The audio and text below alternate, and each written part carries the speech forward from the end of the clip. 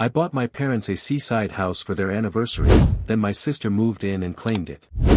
What was meant to be a quiet retirement gift turned into a hostile takeover while I was still working 4 a.m. shifts. My sister and her husband treated my parents' home like a business opportunity, not a sanctuary. I walked in with paperwork, not rage, and everything shifted.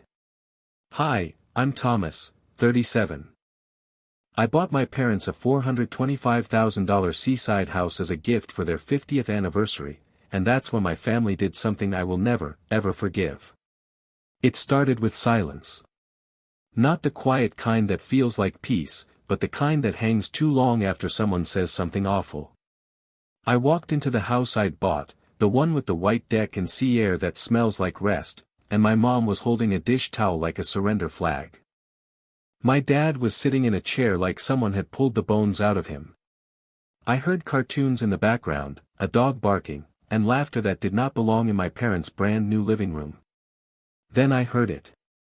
My brother-in-law's voice, "This is my house. Get out." And my sister's laugh, casual and cold. "Relax, Dad. We're just getting settled." Settled? Let me rewind. I'm a neurosurgeon. Not the TV kind. The 4 a.m. hasn't he slept in 30 hours, lives out of a suitcase kind. I grew up in a house held together by duct tape, late bills, and whispered reassurances like, "We'll figure it out." So when my parents hit 50 years married, I wanted to give them something real. Solid. Something they didn't have to share or stretch or explain. A house by the water. Nothing flashy, but clean and paid for. New appliances, a porch swing, a note hidden in the silverware drawer that just said, "Love, T." I didn't tell my sister Julia. That was my mistake. Not because she needed to know, but because she always finds a way to insert herself, especially when there's something to gain. The moment she found out, courtesy of a blurry photo Dad posted captioned, "View from our porch," she showed up with Kyle, the kids, and their dog, like squatters in a beachside fairy tale. I was in the OR when I got the call. Missed it. Then came the selfie, Julia in my parents' kitchen, captioned, "Home sweet home." Hashtag manifesting. My blood went cold. I left the hospital after a 12-hour shift and drove straight to the coast. I pulled into the driveway and saw their SUV, the dog leash dangling from the door, fast food bags spilling out of the trash can, and music blaring from the living room. Inside, my parents looked like prisoners in their own gift. My mom said, they just wanted to see the place. Then it turned into this. Kyle had the nerve to wave his beer at me like I was the intruder. Julia smiled. "Don't be dramatic, Tommy. We're family." And that's when I knew, they thought this gift was an open tab. That giving something out of love made me a resource. Again. No. Not this time. I didn't raise my voice. Not because I wasn't angry, but because in my job, screaming is what people do before they lose control. I don't lose control. I cut precisely. "Everyone to the living room," I said. Kyle laughed like I was a joke. But he followed, because guys like Kyle only understand authority if it's male and calmly terrifying. Julia trailed behind, still wearing that smug, performative innocence she weaponizes better than a scalpel. I dropped my bag on the floor and pulled out 5 documents. Laid them carefully across the coffee table, right between a half-eaten cheeseburger and a crayon drawing on a coaster. "Deed," I said, tapping the first page. "Owned by the Sam and Ruth Life Trust. Lifetime beneficiaries. Our parents." Kyle squinted like the paper was trying to insult him. "What does that mean?" "It means," I said, "you don't live here." Julia scoffed. "Come on, Tommy. They're old. You're never around. It just makes sense." I didn't flinch. Just slid forward the next page. Trust instrument. I'm the trustee. I manage the property. And I have a fiduciary duty to remove any threat to our parents' peaceful occupancy. Kyle shifted. You're threatening us now. I slid the third page. Full color printout. This is your Airbnb listing, Kyle. The one you posted this morning. The one that says, entire home, despite our parents being very much alive and inside. Julia's voice got syrupy, a sure sign she was about to lie. It was just an idea. We figured some side income wouldn't hurt. Which is why, I said, tapping the fourth page, you texted a group chat last night that Dad accidentally forwarded to me. Quote, he always caves if Mom cries. We'll guilt him about med school loans. Silence. I slid the fifth page. HOA regulations. No short-term rentals. Zero tolerance. Fines double in peak season. Kyle's face flushed blotchy red. You went too far. You went too far, I replied. You didn't even ask. Julia threw her hands up. So what? You're just gonna kick us out? I looked at my father. His jaw was clenched so tight I could see the muscle twitch. My mom, trembling. Still holding that dish towel like a talisman. This is their house, I said, not loud, but final. And yes. You're leaving. Today. Kyle laughed bitterly. You really think paperwork scares me? No, I said, and set my phone on the table. Screen up. Drafted emails to the HOA board, a real estate attorney, and the rental platform's trust and safety team. A locksmith named Victor was already parked 2 houses down. Kyle froze. Julia blinked. My parents said nothing, but my mom reached out and touched my hand, just for a second. Do what you need to do, she whispered. I nodded. Then let's begin. Victor rang the bell exactly 3 minutes later. He's the kind of guy who doesn't ask questions. Shows up in cargo pants with a drill holster and a clipboard. Kyle tried to posture, arms crossed, standing in the doorway like a bad movie villain. You don't have the authority, he barked. Victor looked at me. I nodded once. Let's change those locks, I said. That was when everything detonated. Julia lunged for the folder on the coffee table, maybe thinking if she tore up the papers, the reality would vanish. I stepped in front of her and scooped everything back into my bag with one arm. No struggle. Just muscle memory from years of dodging flying scalpels and panicked interns. You can't do this, she snapped. You're destroying this family. No, I said. You did that the moment you tried to monetize our parents. Kyle shouted something about lawyers and harassment as Victor got to work at the front door. The kids had gone quiet, finally sensing that this wasn't the kind of argument where adults fake smile through it. Even the dog had slunk under the table. I turned to Julia. You want to see the house? Fine. Take a tour. Pack your things while you're at it. You're being heartless, she spat. No, I said, my voice sharper now. I'm being done. Mom flinched. I turned to her, softened. You didn't do anything wrong. She shook her head. I just wanted them to visit. Just not like this.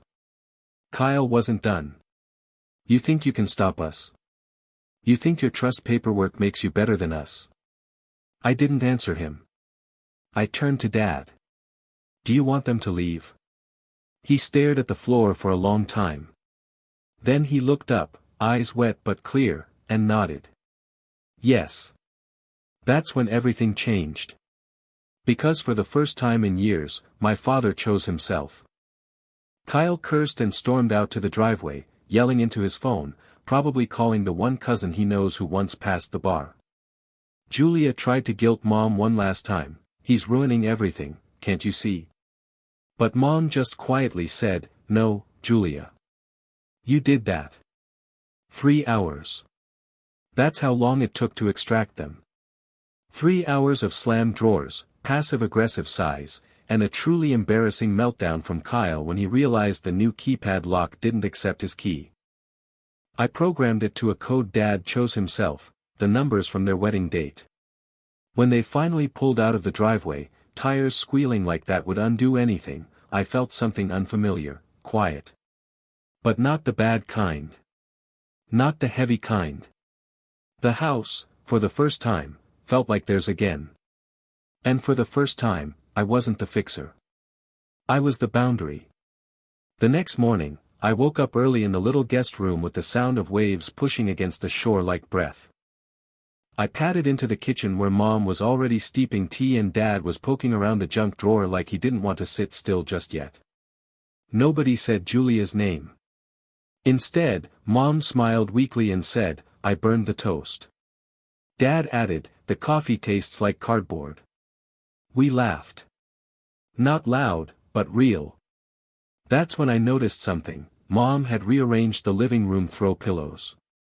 They matched. Dad had labeled the circuit breaker switches.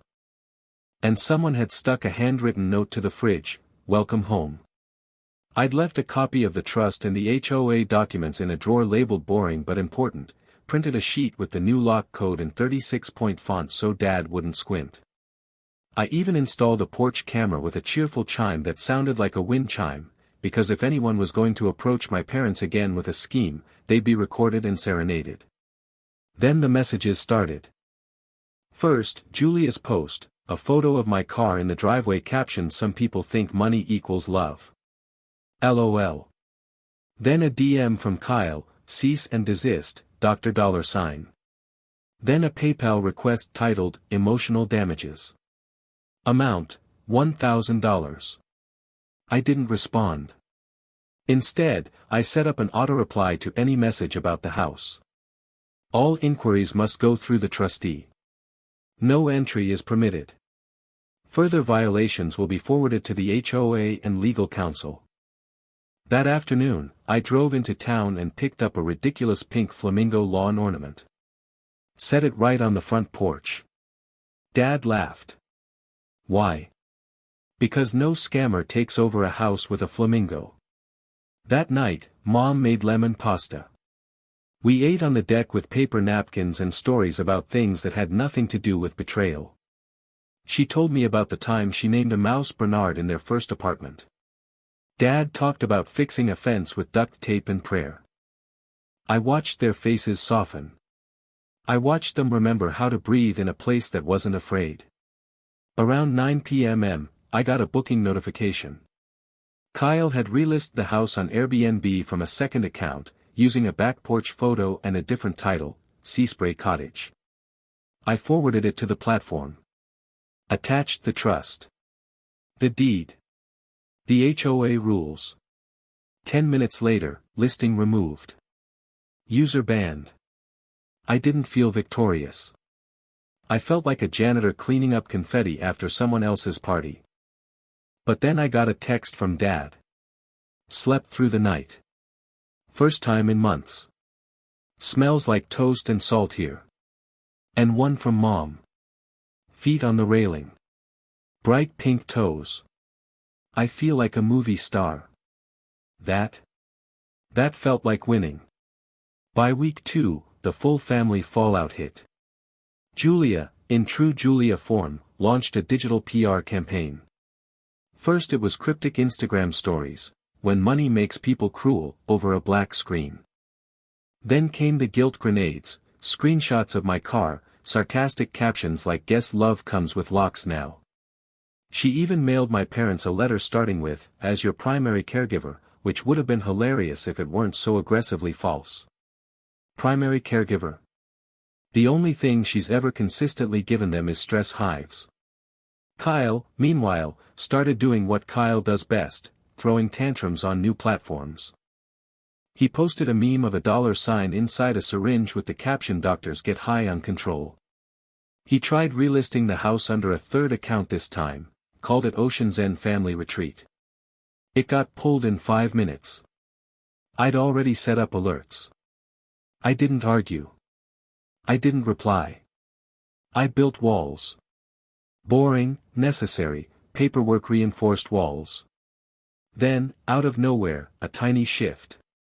My niece, Julia's daughter, 16, all eyeliner and oversized hoodies, sent me a DM. The house is pretty. Grandma looks happy there. That was it. No drama. No sides. Just a teenager noticing something real. I replied. Come visit. With Grandma's permission. No bookings. Just pancakes. She replied with a laughing emoji, then, okay. That tiny message made something click. There was still family in the wreckage. Just not the one screaming the loudest. But of course, Kyle wasn't done. A few days later, my dad got a call from someone claiming to be from the county clerk's office. Asking questions. Fishing for weaknesses in the trust.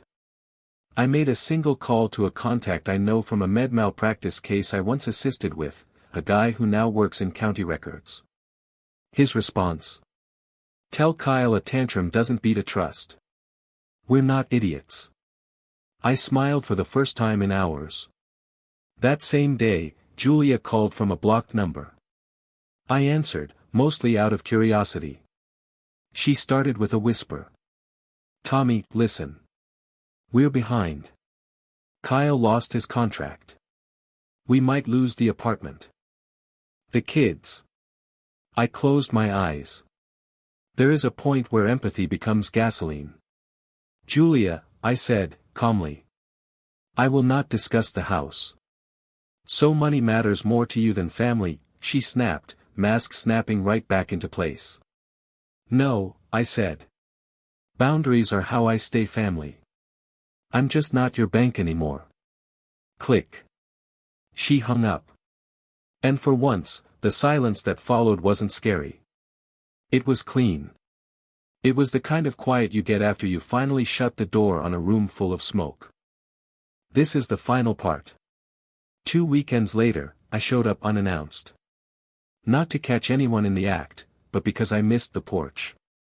Coffee thermos in hand, stethoscope still looped around my neck from habit, I parked and saw the flamingo was still standing guard. My dad had added a little sun hat to it. Of course he had. I fixed a sticky door hinge. Put tennis balls in the garage so he'd know how far to pull in. Labeled the circuit breakers in bold, all caps. Garage. Kitchen. Do not touch this one. Mom made pancakes. Burned the first batch. We laughed until we coughed. Nobody said Julia's name for a whole hour. It was glorious. Like a freshly wiped counter. After breakfast, Mom touched my hand. I'm going to talk to her, she said. Not to argue. To say no. I'm not asking you to choose, I said. And I meant it. I just want you to stop pretending her behavior is something you need to manage. It's not choosing, she said. It's stopping the pretending. Dad nodded. I should have taught that better. I taught you to work. I didn't teach you how to stop. You taught me to love, I said. I'm just learning how to love without being eaten alive. He actually laughed. The kind of laugh that doesn't apologize for itself. I walked the perimeter. Tightened the gate latch. Checked the porch cam angle. Printed a little sign for the entry table. Welcome home, Sam and Ruth. Corny. Perfect. Later that night, I stood across the street and just watched the house. Lights glowing from the inside. Dad reading in his chair. Mom on the couch under a blanket, finishing a puzzle. I didn't go in. I didn't need to. Here's what I know now. Love isn't covering someone else's damage with your body. Love isn't keeping quiet so chaos can sleep. Love is a house with good locks and better paperwork. Love is protecting peace once you've finally found it. If Julia ever wants to be part of this again, she can come with empty hands and an apology, not a business plan. Until then. The locks click. The air smells like lemon and open windows. And for the first time in my life, the people who raised me are resting. A gift should never cost you yourself. And boundaries? They're not cruelty. They're how love survives.